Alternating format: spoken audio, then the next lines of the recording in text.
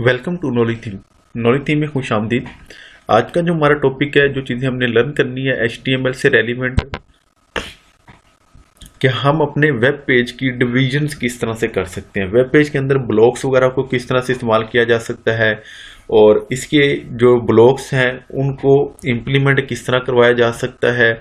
और इसके साथ अगर देखा जाए तो इस ब्लॉक के लिए, ब्लॉक बनाने के लिए इसको कौन से टैग को, कौन से एलिमेंट्स को इस्तेमाल किया जाता है।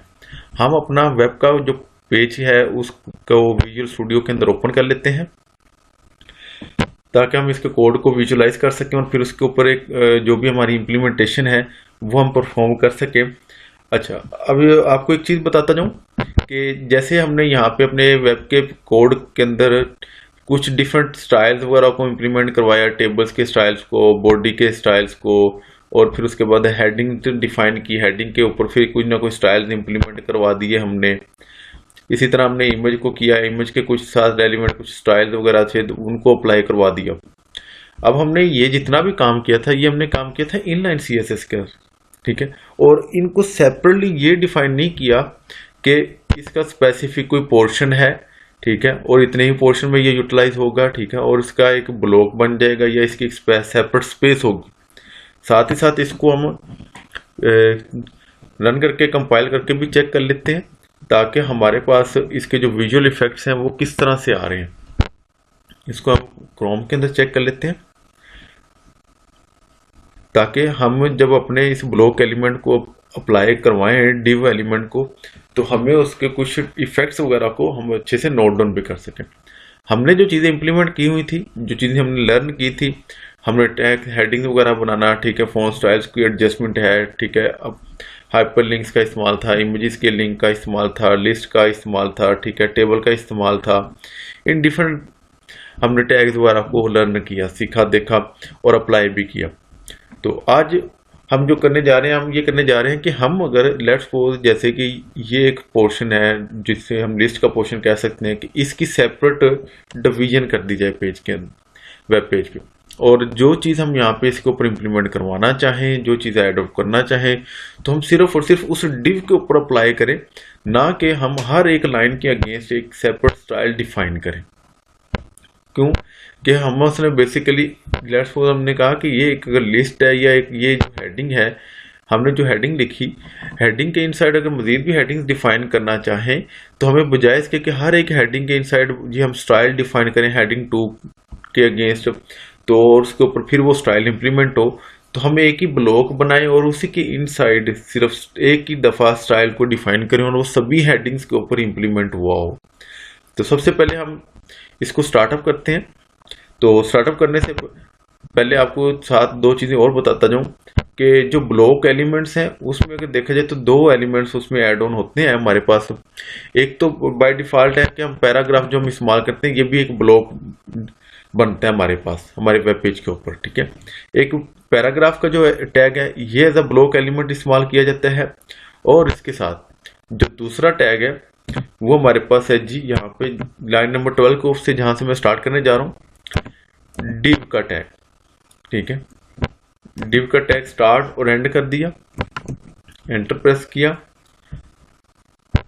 और इसकी थोड़ी सी रिप्रेजेंटेशन यहाँ पे आपको मैं दिखा दूं इस तरह से। अब यहाँ पे इधर एक चीज और ऐड ऑन कर लेता हूं मैं, हम कमेंट्स के अंदर paragraph and use of div element, ठीक है। इसमें हमारे पास दोनों एलिमेंट्स हमारे पास इस्तेमाल में आ जाएंगे, ठीक है, जो ब्लॉक बनाने के लिए इस्तेमाल होते हैं, जो एज अ ब्लॉक एलिमेंट इस्तेमाल किए जाते हैं वेब पेज के इनसाइड। हमारे पास है जी डिव का। अच्छा, अब डिव यहाँ पे इसने बेसिकली, अब डिव का जो टैग इस्तेमाल किया मैंने, इसने अब एक तरह अब इसके पास ये एक ब्लॉक बन गया हुआ है। अब इस ब्लॉक के इनसाइड मैंने सारी एक्टिविटीज अपनी परफॉर्म करनी है, और इस ब्लॉक को मैंने किस तरह से यूटिलाइज करना है। अब इस ब्लॉक के इनसाइड मुझे अगर कोई हेडिंग्स डिफाइन करनी है, कोई पैराग्राफ डिफाइन करना है, कोई हाइपरलिंक्स वगैरह को इस्तेमाल करना है, तो मैं अब इसके इनसाइड डिफाइन करूंगा। अब लेट्स को जैसे कि हम कहते हैं कि मुझे अगर कोई हेडिंग्स वगैरह को डिफाइन करना है तो मैं यहाँ पे लिख दूंगा जी H2 या H1 H3 जो हेडिंग्स मुझे डिफाइन करनी है। लेट्स सपोज हम हेडिंग 2 डिफाइन कर लेते हैं, ठीक है। हेडिंग 2 के अंदर कुछ कीवर्ड्स ऐड कर लेते हैं, साथ ही इसके हम लिख देते हैं जी यहाँ पे नॉलेज थीम। एक ये H2 हेडिंग डिफाइन कर ली, और अब इसी तरह इसके साथ एक और H2 डिफाइन कर लेते हैं हम।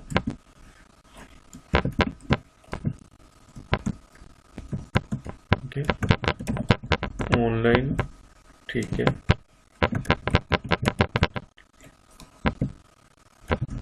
लर्निंग।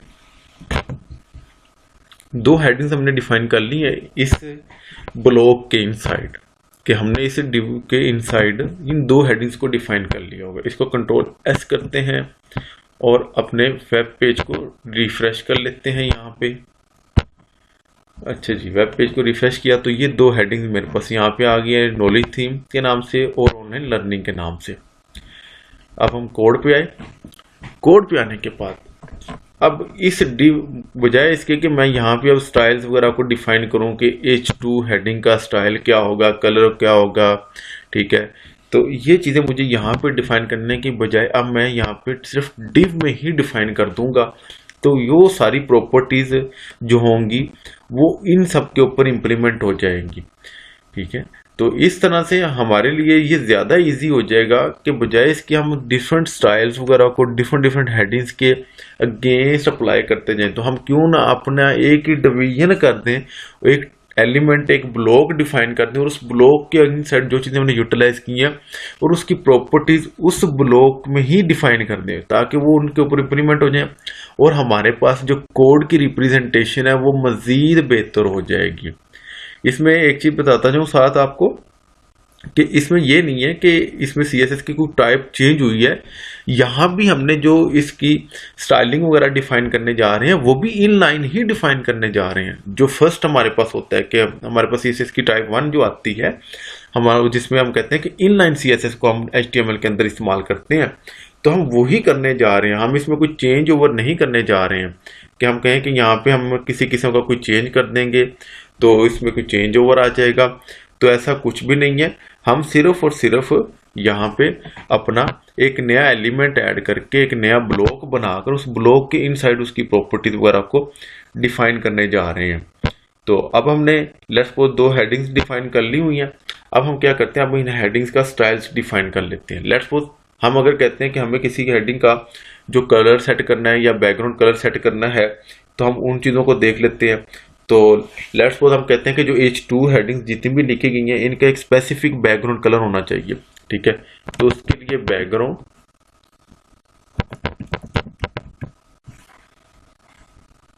तो बैकग्राउंड स्टाइल लिखने से पहले हमने उसको पहले डिफाइन ये करना है कि ये है स्टाइल। बेसिकली स्टाइल है, स्टाइल में बैकग्राउंड इसको करना है, बैकग्राउंड कलर को करना है।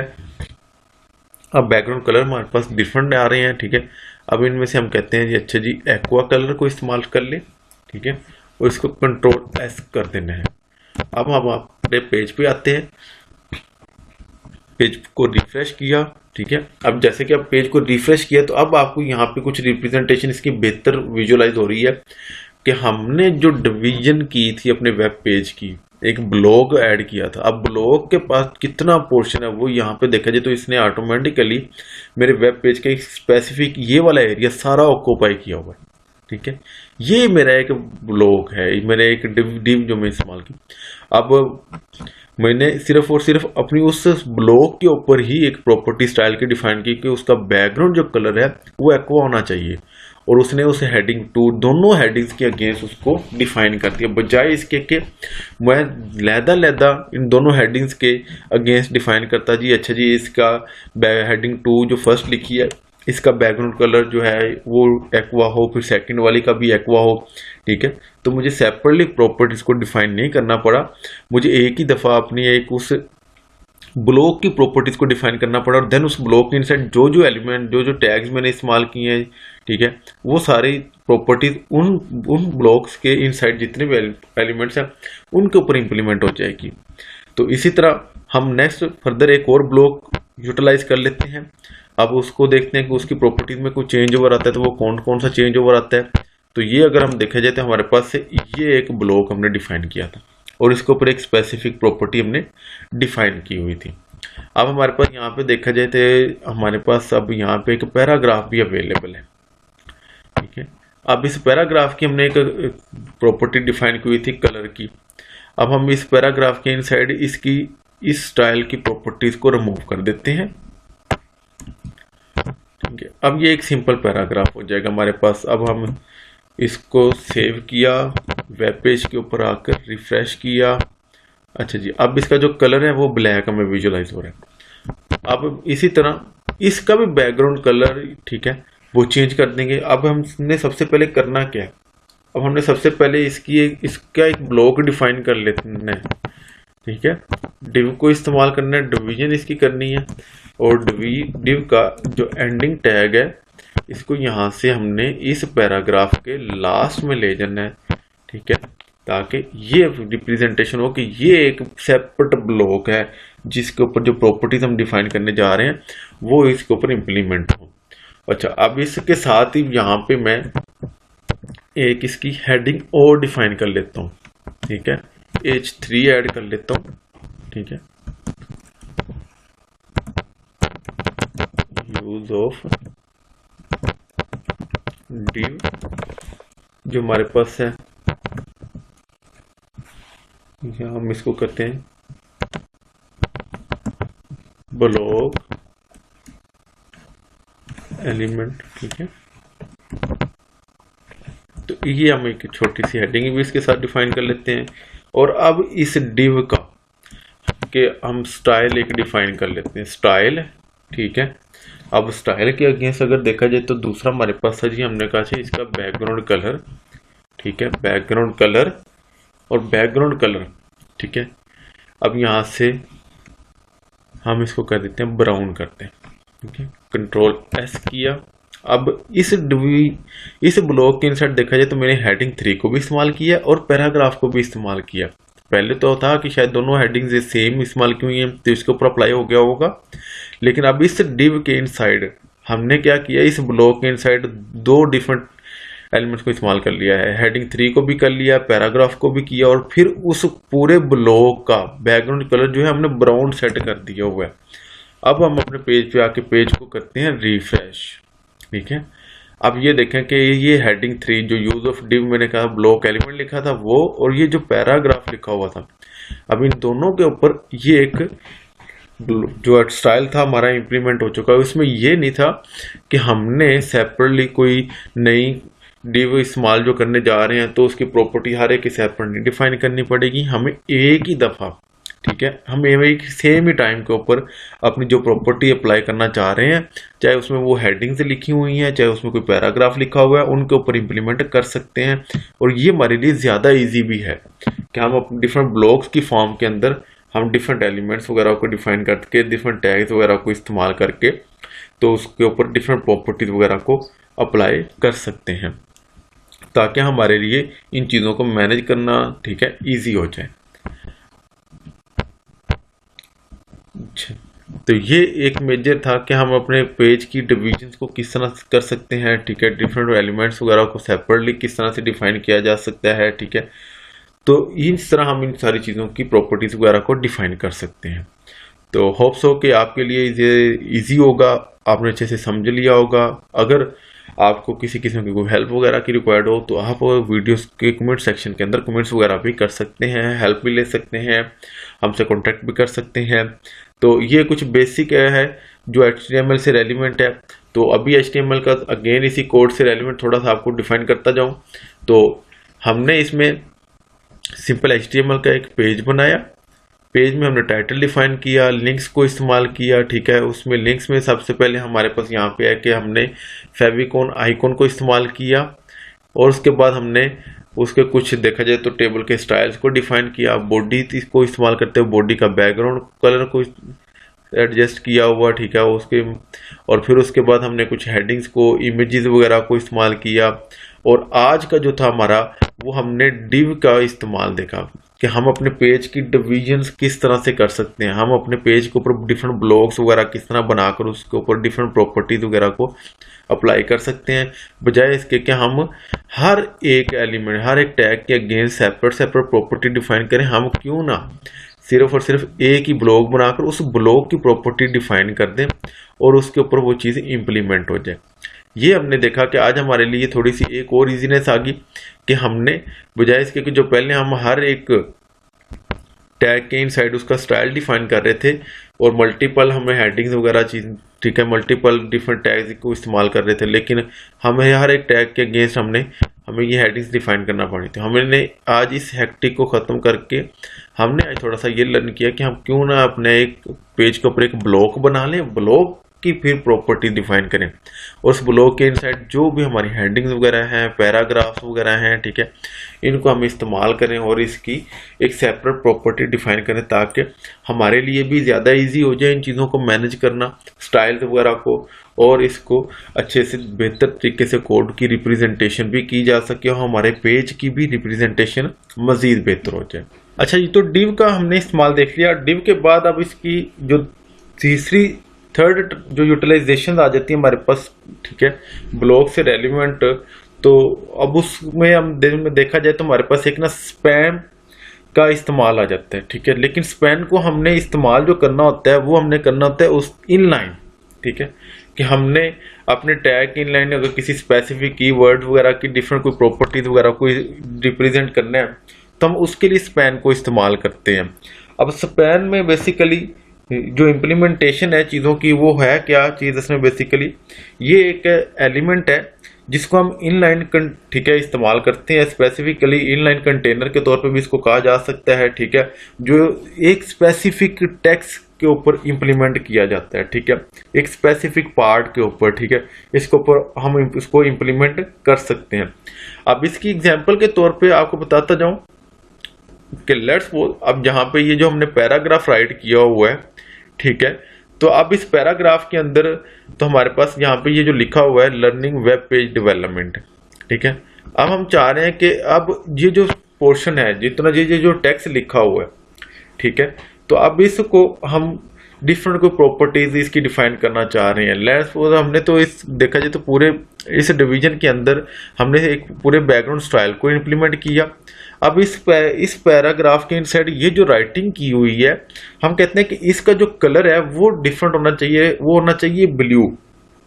तो अब इनसाइड द पैराग्राफ आपने अपने पैराग्राफ वो टेक्स्ट के इनसाइड, तो आप इसके ऊपर किस तरह से प्रॉपर्टीज इंप्लीमेंट करवा सकते हैं।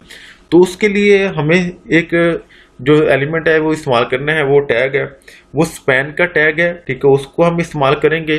हम स्टार्ट करेंगे यहाँ पे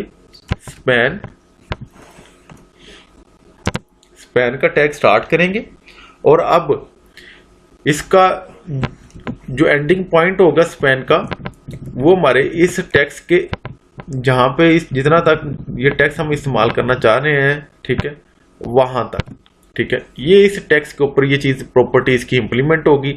स्पैन के इनसाइड अब हमने अपना बेसिकली यहाँ पे अब इसका स्टाइल वगैरह डिफाइन करना है, इसकी प्रॉपर्टीज वगैरह को डिफाइन करना है कि इसका अगर कोई कलर है तो वो कलर वो क्या होना चाहिए, ब्लू होना चाहिए, ठीक है, जो मेजर हमारी प्रॉपर्टी थी। तो हम इसको कर देते हैं जी स्टाइल और उसमें हम कर देते हैं जी इसका हमें चाहिए बेसिकली कलर और हमें चाहिए ब्लू कलर कर किया, ठीक है, और इसको अब कर देते हैं कंट्रोल एस और हमने ये सेकंड ब्लॉक के इनसाइड उस ब्लॉक के इनसाइड एक और स्पैन को इस्तेमाल किया, ठीक है, सेव किया, वेब पेज पे आए, वेब पेज को रिफ्रेश किया यहाँ पे, ठीक है। तो अब ये देखें ये पैराग्राफ था, पैराग्राफ के इनसाइड हमने जिस स्पैन को इस्तेमाल किया था वो ये हमारे पास टेक्स्ट है जिसको हमने ब्लू कहा था कि हमने इसका कलर ब्लू करना है, तो इसका ये कलर ब्लू हो चुका हुआ है, ठीक है। तो इस तरह हम अपने स्पेसिफिक टेक्स्ट वगैरह के against different properties specific text यानी कि कोई एक अल्फाबेट किसी एक स्पेशल कैरेक्टर को, ठीक है, किसी नेम वगैरह की रिप्रेजेंटेशन को चेंज अगर करना चाह रहे हैं तो उसके लिए भी हम प्रॉपर्टी को अप्लाई करना चाहें तो हम उसके लिए स्पैन एलिमेंट को इस्तेमाल कर सकते हैं ताकि हम उसकी डिफरेंट प्रॉपर्टी वगैरह को रिप्रेजेंट कर सकें। अब इसी तरह अगर देखा जाए तो हमारे पास ये जो नॉलेज थीम और ये ऑनलाइन लर्निंग यहाँ पे ये जो चीज़ें लिखी हुई हैं, तो हम इसके ऊपर इसके अगेंस्ट भी इस चीज़ को इम्प्लीमेंट करके चेक कर लेते हैं। हम अपने कोड पे वापस आते हैं। अब कोड पे आने के बाद यहाँ पे ये जो लिखा हुआ था कि नॉलेज थीम, अब हम कहते हैं कि हमारे पास जो थीम है वर्ड, इसकी रिप्रेजेंटेशन को हमने चेंज करना है। इसके लिए हम स्पैन को इस्तेमाल करेंगे। ठीक है, स्पैन को इस्तेमाल करेंगे। अब इसका जो एंडिंग पॉइंट होगा वो अब नॉलेज थीम का, जहाँ पे ये इसका टेक्स्ट की एंडिंग हो रही है, इसको हमने यहाँ पे क्लोज करना है। ठीक है, तो इस टैग को हमने यहाँ पे क्लोज कर दिया। अच्छा, अब इसके इनसाइड, स्पैन के इनसाइड, अब यहाँ पे इसकी वो स्पेसिफिक प्रॉपर्टी को हमने डिफाइन कर देना है कि अब इसकी रिप्रेजेंटेशन या इसका कलर क्या होना चाहिए। लेट्स हमने कहा जी इसका स्टाइल का टैग इस्तेमाल किया जाता है। स्टाइल के टैग के इनसाइड हमने इसको कहना है जी किसका कलर चेंज करना है जी। ठीक है, कलर, और कलर के इनसाइड हमारे पास है जी ब्लैक करना है। बाय डिफॉल्ट तो ब्लैक है ही। ठीक है, तो इसके अगेंस्ट डिफरेंट कलर्स यहाँ पे आ रहे हैं। हम कहते हैं यहाँ पे इसको, यहाँ पे ये लाइट पैरेट कलर सा जो है, ठीक है, चार्टियस, इसको अप्लाई कर दे। कंट्रोल एस किया, अपने वेब पेज पे आए, वेब पेज को रिफ्रेश किया। वेब पेज को रिफ्रेश करते ही तो अब इसका ये देखिए कलर चेंज हो चुका हुआ है। ठीक है, अब इसको हम यहाँ पे थोड़ा सा कलर को मजीद चेंज कर देते हैं ताकि हमारे पास रिप्रेजेंटेशन थोड़ी सी मजीद बेहतर हो जाए। तो हम यहाँ पे इसको कर देते हैं जी ब्लू कलर, और कंट्रोल एस कर दिया। थोड़ी सी यहाँ पे देखा जाए तो प्रीवियसली रिप्रेजेंटेशन में थोड़ा सा हमें डिफरेंस व्यू आ रहा था, और इसको रिफ्रेश कर दिया। ठीक है, अब नॉलेज जो लिखा हुआ है, नॉलेज लिखा हुआ है वो वहाँ पे देखा जाए तो ब्लैक कलर है, डिफॉल्ट कलर जो आता है, और जो थीम आगे लिखा हुआ था इसका कलर जो है वो चेंज हो चुका हुआ है।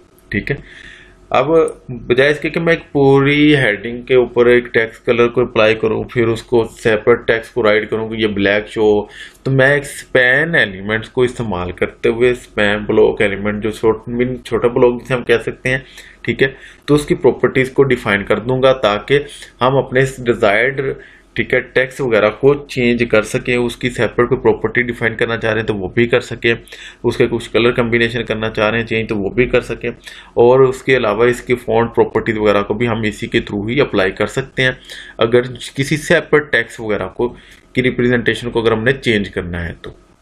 जज़ाकल्लाह।